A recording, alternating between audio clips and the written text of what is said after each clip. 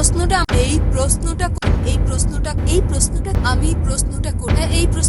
এক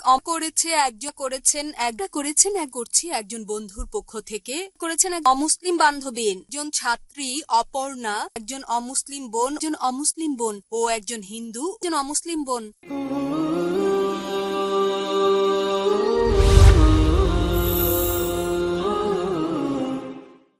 আমি অমুসলিম ভাই বোনদের অনুরোধ করছি, যদি আপনাদের কৌতূহল হয় যে কেন এই কোরআন বুঝে পড়তে হবে, কোরআন অবশ্যই বুঝে পড়তে হবে। আপনারা হয়তো আরো বই পড়েছেন যেটা খুবই সুন্দর, আপনাদের জন্য অনেক ইন্টারেস্টিং। আপনারা চাইলে যে কোনো প্রশ্ন করতে পারেন। এখানে বসে আছেন ডাক্তার জাকির নায়েক, এখন আপনারা প্রশ্ন করবেন। আমি এখানে আপনাদের সাহায্য করব যাতে করে সঠিক উত্তরটা পেতে পারেন ইনশাআল্লাহ। এবার প্রশ্ন করা হচ্ছে মহিলাদের মধ্য থেকে। আসসালামু আলাইকুম ভাই। কোনো অমুসলিম বোন কি আছেন? জি, এই প্রশ্নটা আমার এক অমুসলিম বান্ধবীর, নাম হচ্ছে দীপ্তি, ও কাজ করে একটা কল সেন্টারে। এক্সকিউজ মি, যদি কোনো অমুসলিম ভাই অথবা বোন মাইকের সামনে আসতে না চান তাহলে আপনারা প্রশ্ন করতে পারেন আপনাদের বন্ধুর মাধ্যমে, অথবা আপনারা চাইলে পাশে দাঁড়ানো ভলান্টিয়ারদের কাছে কাগজ কলম পাবেন, সেই কাগজে প্রশ্ন লিখে পাঠিয়ে দিন। আমি ভলান্টিয়ারদের অনুরোধ করব আপনারা দয়া করে হাতে কাগজ নিয়ে রেডি থাকেন যাতে করে দর্শকরা সেগুলো নিতে পারেন, তারপর কাগজে প্রশ্ন লিখে পাঠিয়ে দিতে পারেন স্টেজে আমার কাছে। আর ইনশাআল্লাহ যেগুলো বেশি ইন্টারেস্টিং ডাক্তার জাকির সেগুলোর উত্তর দেবেন। তবে এটা করলে ভালো, যদি মাইকে প্রশ্ন করেন তাহলে আমাকে এই চিরকুটগুলো নিয়ে ব্যস্ত হয়ে থাকতে হবে না, মাইকে সামনে এসে প্রশ্ন করাই সবচেয়ে ভালো। হ্যাঁ বোন। জি, আমার বান্ধবীর প্রশ্ন, কোরআন পড়তে গেলে ইসলাম গ্রহণ করা কি বাধ্যতামূলক? ইসলাম গ্রহণ না করে কি পবিত্র কোরআন পড়া যাবে? বোন খুব সুন্দর প্রশ্ন করেছেন যে পবিত্র কোরআন পড়তে গেলে ইসলাম গ্রহণ করা কি বাধ্যতামূলক, বা ইসলাম গ্রহণ না করে কোরআন পড়া যাবে কিনা। আমি আমার লেকচারও বলেছি যে কোরআন নাজিল হয়েছে পুরো মানবজাতির দিক নির্দেশনা হিসেবে। এটা বাধ্যতামূলক না যে কোরআন পড়তে গেলে আগে মুসলিম হতেই হবে। তবে ইনশাআল্লাহ যদি কোরআন পড়েন মন খোলা রেখে আর নিরপেক্ষভাবে মুক্ত চিন্তা নিয়ে, ইনশাআল্লাহ কোরআন পড়ার পরে ইনশাআল্লাহ ইসলাম গ্রহণ করবেন। আর এই কারণে ইউসুফ ইসলাম একটা সাক্ষাৎকারে বলেছিলেন, এটা ভালো হয়েছে যে আমি কোরআন পড়েছিলাম মুসলিমদের দেখার আগে। তিনি পবিত্র কোরআন পড়ে ইসলাম গ্রহণ করেন। কোরআন পড়ার আগে মুসলিমদের দেখলে হয়তো ইসলাম গ্রহণ তিনি করতেন না। তাহলে কোরআন হচ্ছে সবচেয়ে সেরা দৃষ্টান্ত, এটা পুরো মানবজাতির দিক নির্দেশনা। আর আপনার বান্ধবী অবশ্যই পবিত্র কোরআনের অনুবাদ পড়তে পারেন যে ভাষায় তিনি সবচেয়ে ভালো বোঝেন সে ভাষাটা। আর ওনার যদি কোনো প্রশ্ন থাকে আমাদের ইমেল করতে পারেন, আমাদের ওয়েবসাইট অ্যাড্রেস www.irf.net। আশা করি উত্তরটা পেয়েছেন। এই প্রশ্নটা করেছে একজন ছাত্রী অপর্ণা, ও দর্শকদের মাঝেই আছে। ওর প্রশ্ন হলো, শুক্রবারকে কেন এত বেশি গুরুত্ব দেয়া হয়েছে? বোন আপনি প্রশ্ন করলেন যে শুক্রবারকে কেন এত বেশি গুরুত্ব দেওয়া হয়েছে। আমাদের নবী বলেছেন এটা অনেকটা সাপ্তাহিক ঈদের মতো। সাপ্তাহিক ঈদের দিন খ্রিস্টানদের যেমন আছে প্রতি রবিবার, ইহুদিদের হচ্ছে শনিবার, মুসলিমদেরটা একটু আলাদা হওয়া উচিত, সেজন্য নবী বেছে নিয়েছেন শুক্রবার। আর অনেক সহিহ হাদিসে শুক্রবারের গুরুত্বের কথা বলা হয়েছে। একটা হাদিসে বলা হয়েছে নূহ নবীর নৌকা সেই প্লাবন শেষ হলে মাটির উপর নেমে এসেছিল, সেটা শুক্রবারে। এরকম বেশ কিছু। তবে ইসলাম ধর্মের দিক থেকে এটা সাপ্তাহিক গুরুত্বপূর্ণ দিন। এই দিনে আমরা জামাতে নামাজ আদায় করি, আর এই জামাতে নামাজ খুবই গুরুত্বপূর্ণ। সাধারণত আমরা দিনে 5 ওয়াক্ত নামাজ পড়ি, তবে সপ্তাহে একদিন জুমার নামাজ পড়ি, সেখানে অনেক মানুষ হয়। এটা সাপ্তাহিক ঈদের মতো। সেই জামাতে নামাজ পড়া হচ্ছে বাধ্যতামূলক। আর সেই জুমার নামাজের সময় যেরকম আজকে দুপুরেও পড়েছি, সেখানে ইমাম সাহেব খুতবা দেন, তিনি বক্তৃতা দেন, নির্দেশনা দেন, সাপ্তাহিক নির্দেশনা মুসলিমদের উদ্দেশ্যে যে কি করা উচিত। হয়তো কথা বলবেন স্থানীয় বিষয় নিয়ে, বিভিন্ন গুরুত্বপূর্ণ বিষয়ে কথা বলবেন আর দিন প্রচার করবেন। তাহলে শুক্রবার হচ্ছে এক ধরনের সাপ্তাহিক ঈদ আর মুসলিমদের জন্য সপ্তাহের গুরুত্বপূর্ণ দিন। আশা করি উত্তরটা পেয়েছেন। আসসালামু আলাইকুম। এই প্রশ্নটা করেছেন একজন অমুসলিম বোন, ওর নাম হচ্ছে অপূর্বা, ও একজন ছাত্রী। প্রশ্নটা হলো যে ভারতে মুসলিমরা কেন বন্দে মাতরম শব্দটা উচ্চারণ করতে চায় না?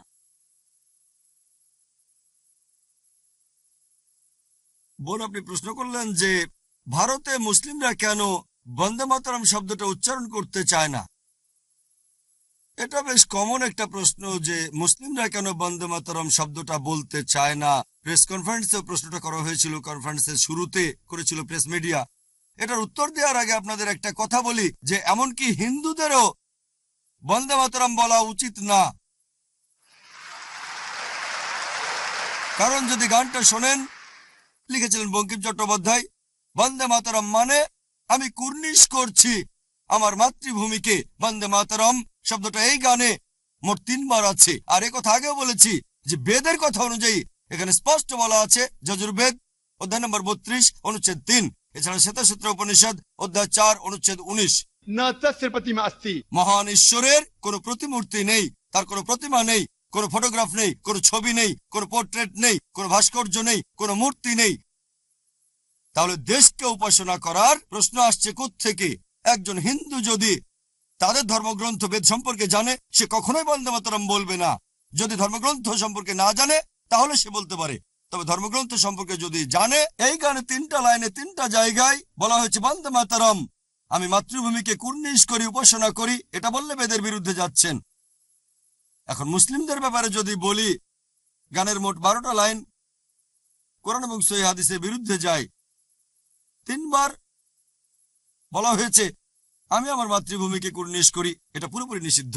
ইসলাম ধর্মে আমরা কুর্নিশ করি শুধুমাত্র আল্লাহ সুবহানাহু ওয়া তাআলাকে।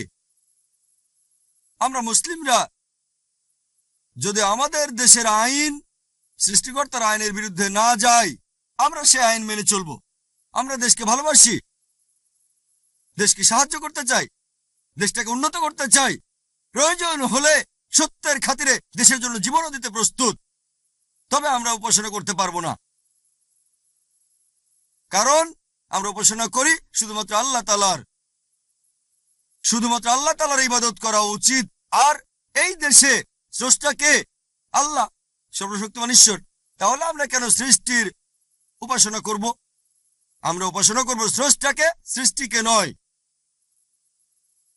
আর এছাড়াও বন্দে মাতরম গানে কিছু কথা আছে, দেশকে বিভিন্ন দেবদেবীর সাথে তুলনা করা হয়েছে, লক্ষ্মীর কথা আছে, দুর্গার কথা আছে।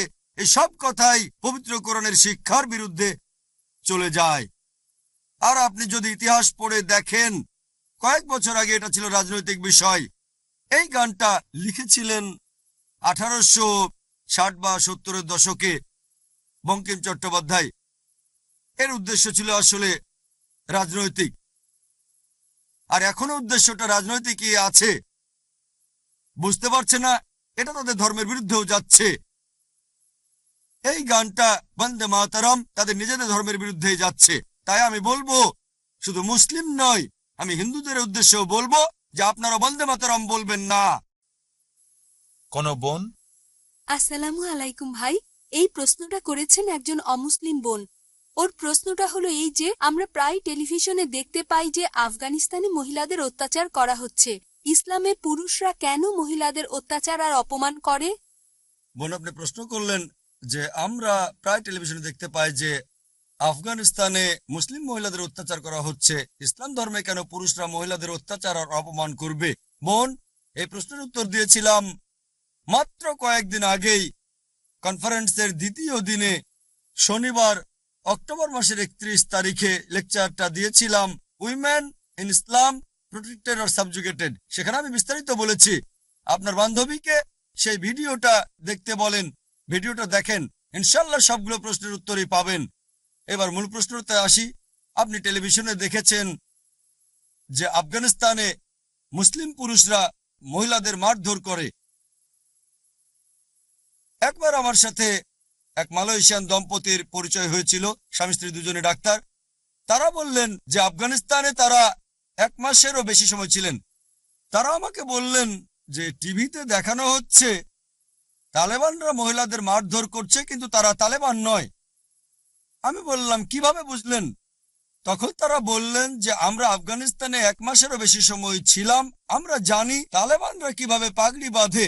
আমরা যখন আরবদের দেখি সবাইকে একই রকম মনে হয়, আমিরাতি, সৌদি, কুয়েতি, তবে তারা বুঝতে পারে যে সৌদি আরবের লোক একটু আলাদা করে পাগড়ি বাঁধে, আমিরাতিরা অন্য স্টাইলে পাগড়ি বাঁধে, তারপর কুয়েতিদের পাগড়ি বাঁধাটাও অন্যরকম। সেরকম তালেবানদের পাগড়ি বাঁধার একটা স্টাইল আছে। তো আমাকে সেই মালয়েশিয়ান দম্পতি জানালো যে ভিডিওটা হয়েছে সেটাও ঠিকমতো করা হয়নি।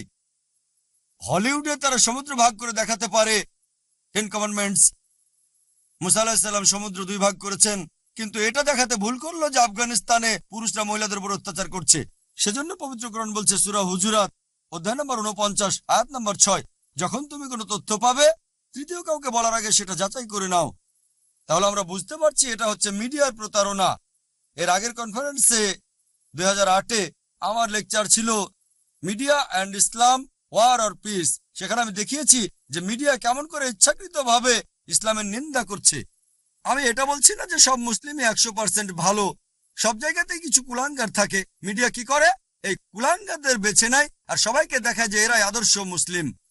আর অনেক সময় এমন জিনিস দেখায় যেগুলো একেবারে অযৌক্তিক, ইসলাম ধর্মে যার অস্তিত্বই নেই। আপনার সেই বান্ধবীকে আমার লেকচার দেখান women's right in Islam protected or subjugated আর media and Islam, war or peace. আশা করি উত্তরটা পেয়েছেন। হ্যাঁ বোন। আসসালামু আলাইকুম। আমি প্রশ্নটা করছি একজন বন্ধুর পক্ষ থেকে। ও একজন হিন্দু, ওর নাম হচ্ছে সচিন, আর ও পেশায় একজন অভিনেতা। ওর প্রশ্নটা হলো এই যে মুসলিম মহিলাদের কবরস্থানে যাওয়ার অনুমতি নেই কেন, আর যদি মহিলাদের কবরস্থানে যাওয়ার অনুমতি নাই থাকে তার মধ্যে কি দরগাও পড়বে? বোন, আপনি প্রশ্ন করলেন যে মুসলিম মহিলাদের কবরস্থানে যাওয়ার অনুমতি নেই কেন। এ সম্পর্কে হাদিস আছে সহিহ বুখারীতে, সেখানে নবী বলেছেন তিনি মহিলাদের কবরস্থানে যেতে বাধা দিয়েছেন। কারণ হতে পারে অনেক, যেমন হয়তো তারা বেশি আবেগপ্রবণ, তারা হয়তো মানুষের মৃত্যুটা সহজভাবে মেনে নিতে পারবে না, এটা একটা কারণ। এছাড়াও আরো বেশ কিছু জায়গায় আমাদের নবী বলেছেন এই মহিলারা অনুমতি পাবে না তাদের কাজের কারণে। তার মানে কবরস্থানে যেতে বাধা দিয়েছেন তাদের কাজের জন্য। এই হচ্ছে কারণ যে মুসলিম মহিলারা কেন কবরস্থানে যেতে পারবে না। যদিও কিছু বিশেষজ্ঞ আছেন যারা বলেন যে কিছু হাদিসে উল্লেখ আছে যে নবী কয়েকজন মহিলাকে অনুমতি দিয়েছিলেন পরিস্থিতির উপর নির্ভর করে। এখন আপনার প্রশ্নের ব্যাপারে যদি বলতে হয় যে কবরস্থান সম্পর্কে, আমাদের নবী মুহাম্মদ সাল্লাল্লাহু আলাইহি ওয়াসাল্লাম বলেছেন যে তোমাদের উচিত কবরস্থানে যাওয়া যাতে আখিরাতের কথা তোমাদের মনে পড়ে। আপনার তখন মনে পড়বে যে একদিন আপনাকেও মরে যেতে হবে, আর কারো কবরে গেলে তার জন্য প্রার্থনা করবেন, তার কাছে বা তার মাধ্যমে নয়। আশা করি উত্তরটা পেয়েছেন। কোন বোন? জি, এই প্রশ্নটা করেছেন একজন অমুসলিম বোন। এটা আজকের অনুষ্ঠানের শেষ প্রশ্ন হবে, প্লিজ। জি, ওর প্রশ্নটা হলো নবী যীশু খ্রিস্ট এবং নবী মুহাম্মদ, এনাদের মধ্যে পার্থক্যটা কি? যীশু খ্রিস্ট মানুষকে শিখিয়েছেন যে কিভাবে জীবন ধারণ করব আর ঈশ্বরের উপাসনা করব, আবার এই একই জিনিস শিখিয়েছেন নবী মুহাম্মদ। যারা যীশু খ্রিস্টকে মেনে চলে ওরা কি সঠিক, নাকি ওদের উচিত নবী মুহাম্মদের নির্দেশগুলো মেনে চলা? আর যীশু খ্রিস্ট আরো একবার যেহেতু এই পৃথিবীতে আসবেন, তাহলে তিনি কি শেষ নবী? বোন, খুব সুন্দর প্রশ্ন করেছেন যে নবী যীশু খ্রিস্ট এবং নবী মোহাম্মদ এনাদের মধ্যে পার্থক্য কি। দুজনেই বলেছেন এক ঈশ্বরের ইবাদত করো, তাহলে পার্থক্য কোথায়? আমরা কাকে মানব? আর যীশু খ্রিস্ট আবার পৃথিবীতে আসবেন, তাহলে তিনিই কি শেষ নবী? এই প্রশ্নটার ব্যাপারে যদি বলতে হয় যে যতজন নবী রাসূল আছেন তাদের মধ্যে 5 জনকে সহিহ হাদিস অনুযায়ী বলা হয় সবচেয়ে গুরুত্বপূর্ণ। নবী ইব্রাহিম, নবী নূহ আলাইহিস সালাম, নবী মুসা, নবী ঈসা আর নবী মুহাম্মদ সাল্লাল্লাহু আলাইহি সাল্লাম। তাহলে আমরা যীশু খ্রিস্ট ভাই সাল্লাল্লাহু আলাইহি সাল্লামকে আল্লাহর একজন গুরুত্বপূর্ণ নবী বলে বিশ্বাস করি। প্রশ্নের উত্তর দেওয়ার আগে একটা কথা বলে নিই আমি, যে সেই মুসলিম আসলে মুসলিম না যে যীশু খ্রিস্টকে নবী বলে বিশ্বাস করে না। আমরা মানি তিনি ছিলেন আল্লাহ প্রেরিত একজন নবী ও রাসূল। আমরা মানি যে তিনি ছিলেন মসীহ অর্থাৎ খ্রিস্ট। আমরা মানি যে তিনি অলৌকিকভাবে জন্মেছিলেন কোনো পুরুষের হস্তক্ষেপ ছাড়াই। এখনকার অনেক আধুনিক খ্রিস্টানি এটা বিশ্বাস করে না। আমরা মানি যে তিনি আল্লাহর অনুমতিতে মৃত মানুষকে জীবন দিয়েছেন। আমরা মানি যে তিনি আল্লাহর অনুমতিতে জন্মান্ধর কুষ্ঠরোগীদের সুস্থ করেছেন। খ্রিস্টান আর মুসলিম আমরা এখানে এক। বলতে পারেন তাহলে পার্থক্যটা কোথায়? আমাদের মধ্যে পার্থক্যটা হচ্ছে যে অনেক খ্রিস্টান তারা বলে যে যীশু খ্রিস্ট নিজেকে ঈশ্বর বলে দাবি করেছেন, আর আপনি যদি বাইবেল পড়েন, গোটা বাইবেলে পরিষ্কার করে বলা এমন একটা অনুচ্ছেদও পাবেন না যেখানে যীশু খ্রিস্ট তার নিজের মুখেই বলেছেন যে আমি ঈশ্বর অথবা আমার উপাসনা করো। যদি কোনো খ্রিস্টান একটা অনুচ্ছেদ দেখাতে পারেন যেখানে স্পষ্ট করে বলা হয়েছে, একেবারে পরিষ্কার করে বলা গোটা বাইবেল থেকে, যেখানে যীশু খ্রিস্ট তার নিজের মুখেই বলেছেন যে আমি ঈশ্বর অথবা আমার উপাসনা করো, আমি খ্রিস্টান ধর্ম গ্রহণ করব। সত্যি বলতে বাইবেল পড়লে দেখবেন যীশু খ্রিস্ট তার নিজের মুখে বলেছেন।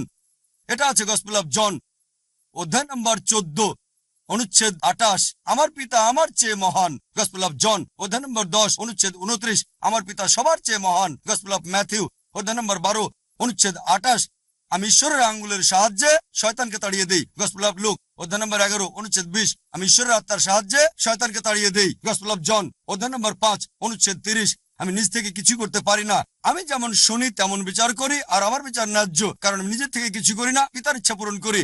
যদি কেউ বলে আমি নিজের ইচ্ছা পূরণ করি না, আল্লাহর ইচ্ছা পূরণ করি, সে একজন মুসলিম। তাহলে যীশু খ্রিস্ট ছিলেন একজন মুসলিম, নিজেকে ঈশ্বর দাবি করেননি।